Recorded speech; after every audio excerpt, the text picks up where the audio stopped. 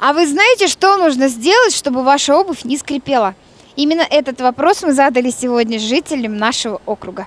Но если она новая и скрипит, это значит брак заводской. У меня такое было, оно просто со временем проходит.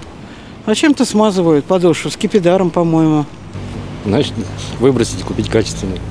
А смазать ее нужно детским кремом. Жители нашего округа советуют, чтобы избавиться от скрипа обуви, можно смазать подошву детским кремом, выкинуть эту пару и купить новую. Совет от телезрителя. От скрипа обуви можно избавиться, если на ночь ставить ее на влажную тряпку. Если вы хотите поделиться своими полезными советами со зрителями нашего телеканала, пишите по адресу экран5@экран5.ру.